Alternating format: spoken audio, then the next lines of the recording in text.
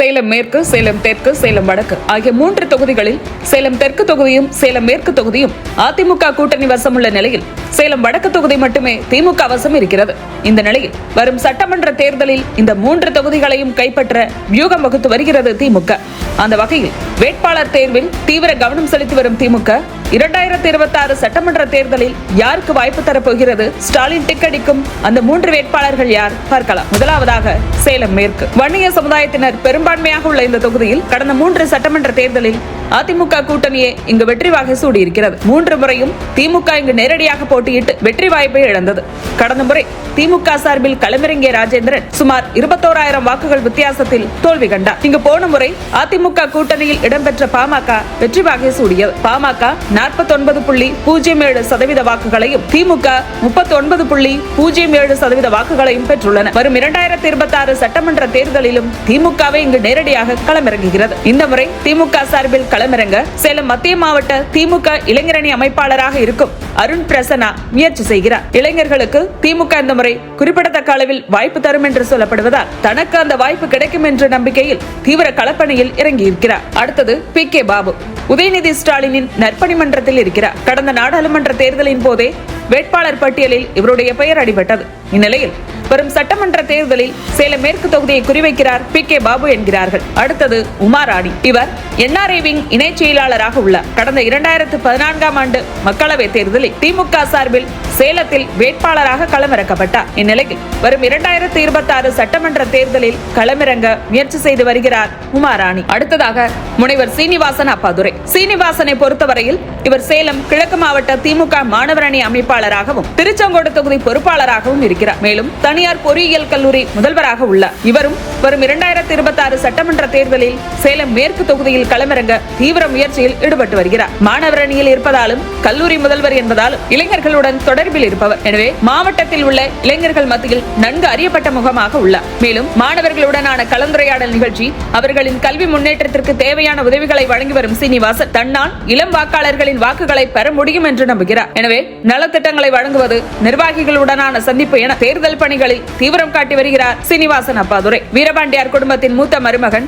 முன்னாள் IAS அதிகாரி காசி விஸ்வநாதின் மகன்தான் மருத்துவர் தருண். இவர் திமுகவில் தகவல் தொழில்நுட்ப அணியில் மாநில துணை செயலாளராக இருந்து வருகிறார். இவர் கடந்த முறை வீரபாண்டி தொகுதியில் களமிறங்கி வெற்றி வாய்ப்பை இழந்தவர். எனவே இந்த முறை இவர் சேலம் மேற்கு அல்லது வீரபாண்டி தொகுதியை எதிர்பார்க்கிறார். அடுத்து SR பார்த்திபன். வரும் 2026 சட்டமன்ற தேர்தலில் இவர் சேலம் மேற்கு தொகுதி அல்லது மேட்டூர் தொகுதியை எதிர்பார்க்கிறார்.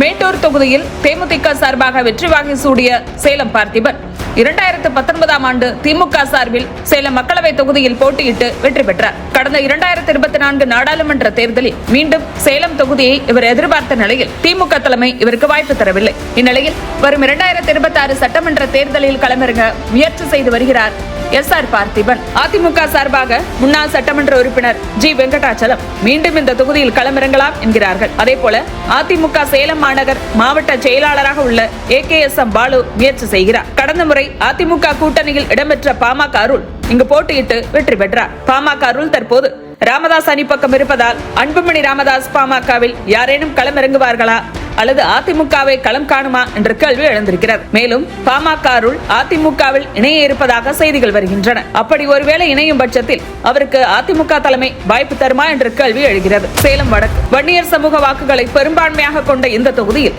கடந்த 3 சட்டமன்ற தேர்தலில் 2 முறை திமுக வெற்றியை பதிவு செய்திருக்கிறது. 2016, 2021 என 2 முறையும் திமுக சார்பாக ராஜேந்திரன் களமிறங்கி வெற்றி பெற்றுள்ளார். இங்கு திமுக 46.17% வாக்குகளையும் அதிமுக 42.42% வாக்குகளையும் பெற்றது. வரும் 2026 சட்டமன்ற தேர்தலில் மீண்டும் இந்த தொகுதியை ராஜேந்திரன் எதிர்பார்க்கிறார். தொகுதியில் நன்கு அறியப்பட்ட முகமாக இருப்பதால் இந்த முறையும் திமுக தலைமை சீட் தரும் என்று நம்புகிறார் ராஜேந்திரன். அதிமுக சார்பில் வெங்கடாச்சலம் போட்டியிட வாய்ப்புண்டு. சேலம் மேற்கு தொகுதியை 2 முறை கைப்பற்றிய வெங்கடாச்சலம் கடந்த முறை சேலம் வடக்கு தொகுதியில் களம் கண்டு தோல்வி கண்டார். இந்நிலையில் வரும் சட்டமன்ற தேர்தலில் இவர் சேலம் மேற்கு அல்லது சேலம் வடக்கில் களமிறங்க வாய்ப்புள்ளது. அடுத்தது சேலம் தெற்கு. கடந்த 3 சட்டமன்ற தேர்தலில் திமுக மாறி மாறி வேட்பாளர்களை நிறுத்தியும் 2011, 2016, 2021 என தொடர்ந்து 3 தேர்தலிலும் இந்த தொகுதியை கோட்டை விட்டது திமுக. 3 முறையும் அதிமுகவே இந்த தொகுதியை கைப்பற்றியிருக்கிறது. கடந்த தேர்தலில் திமுக சார்பில் களமிறங்கிய AS சரவணன் 22,600 வாக்குகள் வித்தியாசத்தில் தோல்வி கண்டார். இங்கு அதிமுக 49.22% வாக்குகளையும் திமுக 37.80% வாக்குகளையும் பெற்றன. இந்த முறை சேலம் தெற்கு தொகுதியை கைப்பற்றிவிட வேண்டும் என்ற முனைப்பில் களம் காண இருக்கிறது திமுக. அந்த வகையில் திமுக சார்பில் களமிறங்க AS சரவணன் முயற்சி செய்கிறார். அடுத்து கொண்டாலம்பட்டி மண்டல குழு தலைவராக இருக்கக்கூடிய அசோகன் மாரியப்பனும் இதே தொகுதியில் களமிறங்க முயற்சி செய்கிறார். அதே போல சேலம் கிழக்கு மாவட்ட திமுக மாணவரணி அமைப்பாளராகவும் திருச்செங்கோடு தொகுதி பொறுப்பாளராகவும் உள்ள முனைவர் சீனிவாசன் அப்பாதுரை இந்த தொகுதியில் களமிறங்க முயற்சி செய்கிறார். இவர் சேலம் தெற்கு அல்லது சேலம் மேற்கு தொகுதி இரண்டில் ஒன்றில் களமிறங்கும் முனைப்பில் இருக்கிறார். சேலம் தெற்கில் தாவேகா சவாலாக இருக்கும் என்பதால் அதை சமாளிக்க சீனிவாசன் நல்ல சாய்ஸ் என்கிறார்கள். திமுகவை பொறுத்தவரையில் இந்த முறை தாவேகாவுக்கு போட்டியாக இளைஞர்களுக்கு குறிப்பிடத்தக்க அளவில் வாய்ப்பு தரும் என்று எதிர்பார்க்கப்படுகிறது. குறிப்பாக சேலம் மாவட்ட சட்டமன்ற தொகுதிகளில் தாவேகாவினர் களத்தில் தீவிரமாக இறங்கி வேலை செய்து வருவதால் சேலம் மாவட்ட சட்டமன்ற தொகுதி வேட்பாளர்களை கவனமாக தேர்வு செய்து வருகிறது திமுக.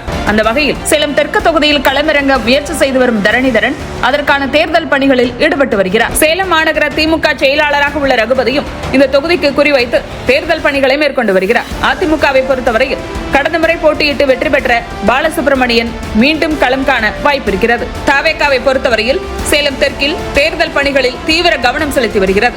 அந்த வகையில் தாவேகா சார்பாக சேலம் மத்திய மாவட்ட செயலாளராக உள்ள தமிழன் பார்த்திபன் களமிறங்குகிறார். இதுதான் சேலம் மாவட்டத்தில் உள்ள சேலம் மேற்கு, வடக்கு, தெற்கு தொகுதிகளின் நிலவரம். இதில் ஸ்டாலின் யாருக்கு வாய்ப்பு தரப்போகிறார், யாருடைய பெயரை டிக் செய்ய போகிறார் என்பதை பொறுத்திருந்து பார்க்கலாம். இது குறித்து உங்களுடைய கருத்து என்ன என்பதை கமெண்ட்ல பதிவு பண்ணுங்க. மறக்காம ஷேர் பண்ணுங்க.